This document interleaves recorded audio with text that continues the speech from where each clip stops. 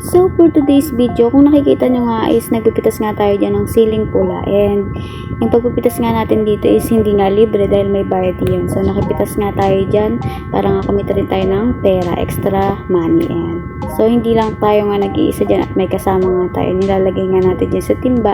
And kung nakikita nyo medyo madamo nga dito sa pinagpipitasan namin, and safe naman po yan kasi nakapanjama naman kami dyan and nakamedyas pa nga. Ayan. So may mga dumikit na nga rin dyan and mga baging na ampalay ang ligaw. Ayan. So may kasama nga tayo dyan. Ayan. Ipakita ko nga lang sa inyo. And hindi nga damo yung kinukuhaan natin kundi sili, and pinamugada na nga ng mga damo. Ayan. Dahil hindi na nga na dadamuhan. Ayan. So ayan nga guys, yung kasama ko is bit niya yung timba niya, and kanya-kanya nga kaming timba dyan, yung iba isa ko nga. And kung nakita nyo, hindi lang kami dalawa dyan, kung hindi 5. Kalat nga lang kami. And sa kabilang side nga nyan is meron pa ngang pagpipitasan na ceiling na pinapipitas sa amin ng may-ari. Ayan. And medyo madamo nga lang, siguro hindi na nadadamuhan tong part na ito. Ayan.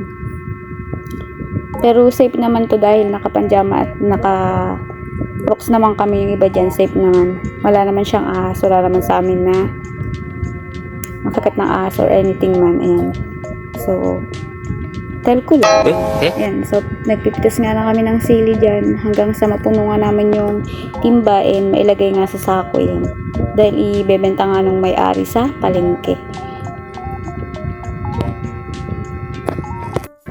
At dito nga sa part na ito is pinahawak na nga natin yung ating cellphone or yung camera natin para mabidyohan nga tayo na nagpipitas nga tayo ng sili. Ayan.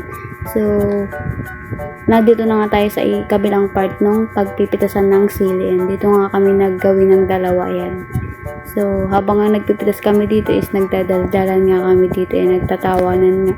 And may mga pinagkikintuhan kami na ayun, para tanggal pagod na rin habang nagpipitas dahil nga kasagsagan ng init niya na nagpipitas kami ng sili. Ayan.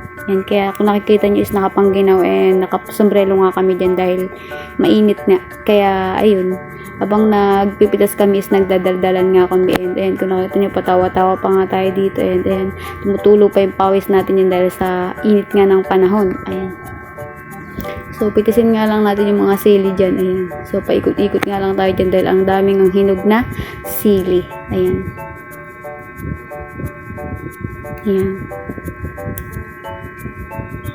So yung buong palibot nga niyan is puro sili nga. Ayan. So akala mo lang is madamo nga, and hindi nga masyadong makita kapag hindi mo tinutukan ng camera dahil nga as in puro damo. Ayan.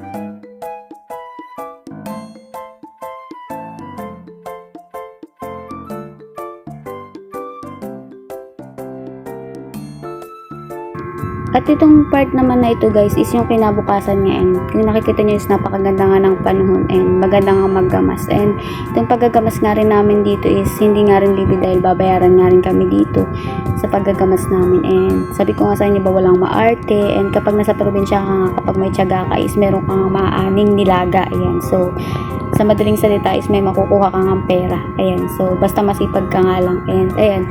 So part pa rin siya nung pinagkukuhaan namin, pero doon lang ito sa kabila, and magkaratig lang din itong pinagpitasan namin ng ceiling pula and itong panigang na ceiling.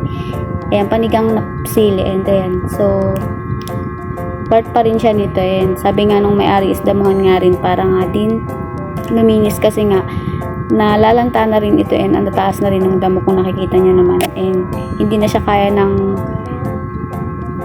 kamay-kamay lang, kaya kailangan na rin natin dito ng mga itak. Ayan. So yung mga panggamas talaga.